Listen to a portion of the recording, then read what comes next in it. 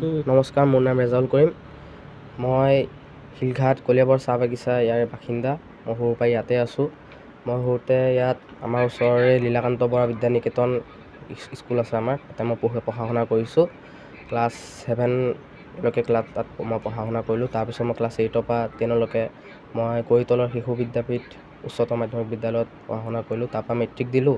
তাৰপিছত মই হোজাই আজমল সভাপতি, তাত মই মোৰ 11-12ৰ পঢ়া শুনা মই শেষ কৰিলোঁ। পঢ়ি পেলাই সেইবাৰ মই এবাৰ নীট ট্ৰাই কৰিছিলোঁ, মই নীট দিছিলোঁ, কিন্তু তাত বিশেষ সক্ষমতা লাভ কৰিব পৰা নাই। তাৰপিছত মই আৰু এবছৰ তাতেই কোচিং কৰি পেলাই এইবাৰ নীট দিছোঁ। তাত মোৰ মুঠ 720 নম্বৰৰ ভিতৰত মই 645 নম্বৰ আনিবলৈ সক্ষম হৈছোঁ। মোৰ ভাল লাগিছে, মোৰ কষ্টৰ ফল পাইছোঁ। মই যিমান সময় পঢ়া শুনা কৰিছিলোঁ, মই দিনত মোটামুটি 13-14 ঘণ্টা পঢ়া শুনা কৰিছোঁ। মই মোৰ সফলতাৰ মোৰ পিতৃ মাতৃক প্ৰথমে ধন্যবাদ জনাইছোঁ মোৰ সফলতাৰ কাৰণে, আৰু লগতে মোৰ শিক্ষাগুৰুসকল, তেখেতসকলে বিশেষ পৰামৰ্শ দিছে।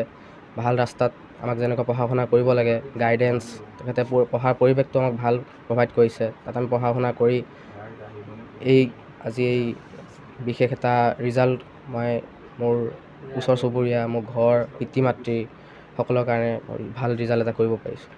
মাতৃ হিচাপে মোৰ অনুভৱ যথেষ্ট আনন্দদায়ক।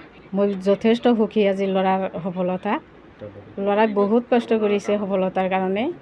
মই আনন্দিত। মোৰ যিটো সপোন আছিলে ল'ৰাক ডক্টৰ বনোৱাৰ, সেই সপোনটো ল'ৰাৰ ৰিজাল্টত মই যথেষ্ট আনন্দিত। ল'ৰা ভালকৈ লিখা পঢ়া কৰিছে। মই যেনেকৈ কৈছিলোঁ ঠিক তেনেকৈ সৰুৰ পৰাই তেনেকৈ পঢ়িছিলে, আৰু মই সৰুৰ পৰাই মানে তেওঁক উপদেশ এটা দিছিলোঁ কি যে ডক্টৰ হ'ব লাগিব, ভালকৈ তুমি পঢ়িবা। মই প্ৰেছাৰাইজ কৰা নাছিলোঁ পঢ়াৰ কাৰণে। মই খালি কৈছোঁ তুমি যিখিনি টাইম পোৱা ভালকৈ পঢ়ি যোৱা, ডক্টৰ হ'বই লাগিব ইমান জোৰ মই দিয়া নাছিলোঁ। মই বোলো ডক্টৰ তুমি হ'বা, সেইমতেই মানে সি পঢ়ি গৈছিলে। আৰু সি যথেষ্ট কষ্ট কৰিছিলে। যোৱা বছৰ যদিও পৰীক্ষাত দিছিলে, ইমান ভাল হোৱা নাছিলে, তো এইটো বছৰত সি যথেষ্ট কষ্ট কৰিছে, তাৰ ফল সি পাইছে।